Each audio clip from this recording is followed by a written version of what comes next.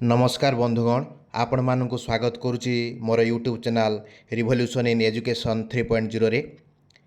आपण मानक मोर YouTube channel को आसीथिबार आपण मानक धन्यवाद। आमे आज जो विषय आलोचना करिबा सेटा होची आपण मानकर जो अपकमिंग एग्जाम जोटा कि उड़ीसा बीडी एंट्रांस एग्जाम जून 1 रे हबो तार फुल डिटेल सिलेबस आसी जाइए। ये सिलेबस संपर्क में मु आलोचना करी बीएड एग्जाम 2025 रो कौन रहिबो सिलेबस आपण माने किभली भाव में या प्रिपरेशन करेंगे प्रिपरेशन लो स्ट्रैटेजी कौन रहिबो आ एग्जाम विशेष करी एई वीडियो रे मु बीएड एग्जाम रो एंट्रांस रो सिलेबस संपर्क में मु आलोचना करी। आपण माने समस्त जानिथिबे जे ये जो उड़ीसा बीडी एंट्रांस एग्जाम जोटा जून 1 रे हबो तार एडमिट कार्ड मे 23 रे बाहरिबो। चलतु आउ डेरी करबानी आमे आलोचना करिबा कौन रहिछि आमर डिटेल सिलेबस कौन रहिछि बीएड एग्जाम रे। देखि पारथिबे बंधुगण आपण मानकर एटा पूरापूरी डिटेल सिलेबस आस जाइछि जोटा कि साम्स पोर्टाल ले आपण मध्य अवेलेबल होछि आपण माने मध्य देखि पारचंती। एटा होछि आपणकर admission to BEd course for the section 2022-24 एटा ही साम साइट रे अपडेट अछि। आपण मानक मु डिटेल्स कहि रखिबी जे विभिन्न प्रकार कॉलेज अछि आपण मानकर बीएड रे विभिन्न प्रकार कॉलेज अछि। आपण माने जदि भल रैंक रखुचंती भल भल गवर्नमेंट कॉलेज रे आपनकर सिलेक्शन हबो जेमिति कि आपण माने देखि पारथिबे। आ जदि टिके कम रैंक कम तो रहुची ताले आपण माने सब सेल्फ फाइनेंसिंग कॉलेज मानकर आपनकर एडमिशन हबो। एटा आपण एते इंपोर्टेंस नुहे मु आ विषय एते किछि कहूनी। जदि आपण देखिबे जदि आपण जनरल जदि आपन एज आम क्राइटेरिया देखा जदि आप एससी एसटी कि एससीबीसी कैंडिडेट होते ताले आपको 33 इयर्स रु बिफोर होते आप पकई पारे। सेमती ओमेन जदि होते आप 33 इयर्स बिफोर हेले आपण मैंने एप्लाय करेंगे। पीएच कैंडिडेट होते 38 बिफोर आपण मैंने एप्लाय करेंगे। जनरल कैंडिडेट 28 बिफोर आपण एप्लाय करेंगे। तो आम बेसी डेरी करवानी आपण मानकर जोटा आज विषय से आम आलोचना करवा। देखु आपण मैंने देखिपे देखु सिलेबस फॉर एंट्रांस टेस्ट कौन रही सिलेबस आपण मैंने जानी रखु जे एटी दुई प्रकार सिलेबस अच्छी दुईटा सेक्शन अच्छी आपण मैंने देखिपे गोटे अच्छी सेक्शन 1 आ हूँ सेक्शन 2। सेक्शन 1 टी आपण मैंने देखुवे जोटा कि गोटे compulsory for all candidates he may be arts और साइंस से जो कैटेगरी हो आर्ट्स हूँ बा साइंस हूँ सेक्शन 1 टा कंपलसरी रहिबो। सेक्शन 1 लु 40 टी क्वेश्चन पड़ो आपण मानकर जोटा प्रत्येक क्वेश्चन मार्क 1 मार्क आपण मानकू 40 मार्क रे आंसर देवाई पड़ो। कौन कौन से पड़ो ना जनरल अवेयरनेस पड़ो सेक्शन 1 लु रीजनिंग एंड टीचिंग एप्टीट्यूड पड़ो जोटा 40 मार्क आपण मानक रहिबो। आर्ट्स साइंस बोथ स्ट्रीम मानक पई एटा 40 मार्क्स रो रहउछि जोटा कि आपण मानकर पड़ो। सेक्शन 2 टा होची ऑप्शनल। सेक्शन 2 टा ऑप्शनल आर्ट्स पई अलगा साइंस पई अलगा। आमे देखिबा जे सेक्शन 2 टा कोन अछि shall be a 60 mark there are 2 section the candidate have been selected one section and shall be have answered the questions of the particular section। मु आपन कहि दोछि पढ़ले कंफ्यूज आपन हेबे से कहूछि जो सेक्शन 2 टा अछि आर्ट्स स्ट्रीम और साइंस स्ट्रीम पई अलग अलग किंतु सेक्शन 1 टा बोथ पई कंपलसरी। सेक्शन 2 रे आपन माने आर्ट्स रे जदि हम देखिबा ताले आपन माने हिस्ट्री पॉलिटी ज्योग्राफी आपनकर आसीबो। जदि सेक्शन 2 जदि साइंस स्ट्रीम हम देखिबा ताले फिजिकल साइंस आपनकर बायो साइंस मैथमेटिक्स एटा आपनकर आसीबो। आर जदि आपण हेतिबे ताले ज्योग्राफी हिस्ट्री पॉलिटिकल साइंस एटा आपनकर आसीबो। एटा होची आपनकर सेक्शन 1 और सेक्शन 2 रो या होची सिलेबस रहउची। आमे डिटेल जदि आमे देखिबा जदि आमे ए डिटेल जदि आपण माने को मु देखैबी ए ये रे आपण देखंतु पूरा आपनको स्पष्ट आपण देखि पारथबे जे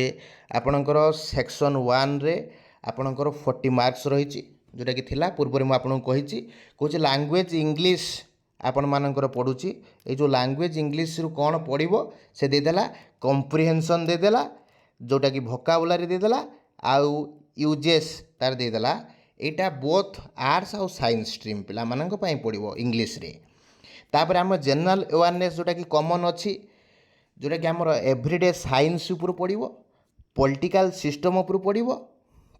happening and general information educational committee and commission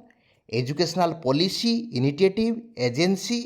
working for education विशेषकर जो जनरल अवेयरनेस टी आपनकर अच्छी जो पॉलिटिकल सिस्टम विषय हो बा किसी कमिटी विषय हो एजुकेशनल कमिटी कौन कौन होता एजुकेशनल कमिशन कौन कौन बसला नुआ एजुकेशन पॉलिसी कौन आसला कौन कौन एजेंसी सब आमर काम करुँच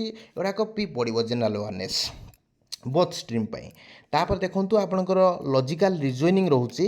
जो लॉजिकल रीजनिंग जोटा आपण मानकर रोचे लॉजिकल रीजनिंग एटा लॉजिकल आ एनालिटिकल दुई प्रकार रीजनिंग आपण मानकर सेटा पड़िबो लॉजिकल भी पड़िबो एनालिटिकल भी पड़िबो आपण माने आरएस अग्रवाल बहिर मध्यटा को प्रिपरेशन करि परिबे किछि असुविधा नाही तापर विशेष करी जो टीचिंग एप्टीट्यूड एटा अछि एटा मध्ये इंपोर्टेंट एटा भी बोथ स्ट्रीम आपण मानक मु फास्ट आउ थरे मु कहि रहउची सेक्शन 1 टा बोथ स्ट्रीम पई है आपन जो टीचिंग एप्टीट्यूड रही टीचिंग एप्टीट्यूड आप कौन कौन पड़ो जोटा कि आम कहते पेडागोजी देखो solving problem of educational context ता सहित managing classroom and learning learner and learning related issues ता सहित goal of education role of various agency organisation management of education issue related to teaching and learning strategies यही section टी आपणकर both stream पिला पड़ुची 40 marks आपणकर रोची जदि आम देखा तापरे आपणकर सेक्शन टू जदि आम देखा यहाँ विशेषकर जो सेक्शन 2 टी मुझे बर्तमान कहूँ यहाँ आर्ट स्ट्रीम पिलांकर मु कहूँ सेक्शन 2 को जदि आम जा देखो आपणकर जनरल इंग्लिश पड़ो 15 मार्कर आउ ओडिया पड़ो 10 मार्क्स हिस्ट्री पॉलिटिकल साइंस पड़ो 20 मार्क्स जियोग्राफी पड़ो 15 मार्क टोटाल हूँ आप 60 मार्क पड़ो टोटाल 60 मार्क आपंकर पड़ो जदि आमको टोटाल जदि आम डिटेल जदि आम एनालिसिस करवा जा कौन कौन पड़ो आपण मैंने ये देखूँ जदि आम पढ़ी प्रथम हूँ धर देखूँ इंग्लिश इंग्लिश जदि आम देखा इंग्लिश जदि आम देखुं कम्प्रिहेंशन अनसीन टेस्ट पड़ो वार्ड फॉर्मेशन पड़ो डेब्रिएशन पड़ो सिनोनमी आउ एंटोनमी जोटा आम कहते दुटाक पड़ो तापर स्पेलिंग रु पड़ो पंचुएसन रु पड़ो ग्रामर रु पड़ो ग्रामर कौन पड़ो ना part of a speech time and tense change voice direct indirect speech transformation of a sentence आपण मैंने यहाँ सब हाई स्कूल सब पढ़ी गुड़ाक सब इंग्लीश रु पड़ो तापर आम जो देखा उड़िया कौन पड़ुची उड़िया इंग्लीश रे जहाँ पढ़ला पाखापाखि जिनस देखूँ जो कम्प्रिहेंशन अनसीन टेस्ट पड़ुची उड़िया ध्वनि पड़ुची उड़िया भोकाबुलारी विशेषकर पड़ुची कौन वार्ड फॉर्मेशन पड़ुची तापर हूँ सिंटैक्स पड़ुची स्पेलिंग पड़ुची पंचुएसन पड़ुची है ग्रामर देखो आप पड़ुची कारक विभक्ति पड़ुची समास पड़ुची एटा उड़िया आपण मानक जो जिनस गुड़ाक आपको पढ़ाई पड़ो एटा इंग्लिश आउ एटा हूँ उड़िया जोटा कि आपन को भलसे आपको देखापी पड़ो ना कारण मार्क एटा उठे थाए ये दुटा सब्जेक्ट मार्क भल उठे यहाँ आपंकर आर्ट्स पिला यहाँ इंग्लिश आ उड़िया कंपलसरी ता सहित यहाँ जो आपंकर रोचे आपंकर हिस्ट्री ऑफ पॉलिटिकल साइंस आपण मैंने देखुए हिस्ट्री पॉलिटिकल साइंस आप एनसीईआरटी फॉलो करूँ देखूँ rise of A British power in India यहाँ रोचे तापर विभिन्न प्रकार सोशियो रिलीजियस मूवमेंट विषय दूसरी 19th सेंचुरी विभिन्न प्रकार जो सोशियो रिलीजियस मूवमेंट होती ब्राह्मण समाज प्रार्थना समाज सब विभिन्न प्रकार ये विषय दूसरी इंडियन जो इंडियन स्ट्रगल फॉर फ्रीडम उपर दूसरी तापर विशेषकर जो वर्ल्ड हिस्ट्री चैप्टरटा आप देखो फ्रांस रिवोल्यूशन फरासी राष्ट्र विप्लव first world war second world war यहाँ बहुत इंटरेस्टिंग टॉपिक दूसरी आपंकर सेमती पॉलिटिकल सेक्शन आप देखो कौन देती salient feature of Indian constitution fundamental rights गुड़ाक आपंकर हिस्ट्री आ पॉलिटी रोचे यहाँ बहुत सहज विषयटी आपंकर अच्छी किसी असुविधा ना बहुत सहज अच्छी आपर आम देखा नेट सेक्शन जदि आम देखा ताले आपण मैंने देखिपे जे नेट सेक्शन हूँ आपणकर जो अच्छी फंक्शन ऑफ लेजिस्लेटिव असेंबली ता सहित पार्लियामेंट हाईकोर्ट आउ सुप्रीम कोर्ट यही सब विषय आपणकर देछि तापर विशेषकर जोग्राफी गोटे मार्क फेचिंग सब्जेक्ट देखो जोग्राफी लाटिट्यूड लैंग्यूड्स अक्षांश द्राघिमा जोटा आम कहते फिजिकल डिवीजन ऑफ इंडिया ता सहित natural resources socio economic resources आउ conservation of forest and wildlife basic feature of Indian economy एटा मध्य आपणकर एटा जो आपणकर आर्ट्स पिलांकर एटा कंपलसरी एटा 60 मार्क रो पड़ो कारण यहाँ जो सेक्शन 2 आम देखुंत यहाँ कंपलसरी आर्ट्स पे यहाँ साइंस पे नुहे किंतु मुझे टिके पूर्व जोटा देखिली सेक्शन 1 टा सेटा बोथ आर्ट्स साइंस सेक्शन 2 टा ऑप्शनल क्या केवल आर्ट्स पे बुझीपारे मुझे आशा कर बुझीपारे ताले एबे आसतु जे एबे आर्ट्स पिलांकर सैला साइंस पिलांकर माने देखिबा जे कौन रही साइंस पिलांकर जो पाठ कौन रही आपण मैंने देखिए बुझापी आपन को इजी हम किसी असुविधा ना देखु आपन जदि मु कहबी ताले साइंस पिलांकर मध्य आपनकर देखुथिबे syllabus of the science stream आपन देखुथिबे एई जो सेक्शन टी आपनकर आर्ट्स रे जहा थिला साइंस रे मध्य सेई सेक्शन आपनकर रहिछि एटा पूरा आपनकर फर्स्ट सेक्शन टा आर्ट्स साइंस बोथ समान रहउछि 40 मार्क्स रो ता सहित आपण माने सेक्शन 2 आपन को देखंतु सेक्शन 2 रु आपन फिजिकल साइंस रु 20 मार्क्स पड़छि आपनकर जो साइंस रु बायोलॉजिकल साइंस रु 20 मार्क्स मैथमेटिक्स रु 20 मार्क्स टोटल आपन 60 मार्क्स एटा होछि साइंस पिलांकर हला एटा होछि साइंस पिलांकर एटा पडुछि एटा ऑप्शनल ला आम जदि डिटेल्स देखिबा साइंस पिलांकर कोन डिटेल्स सिलेबस रहिछि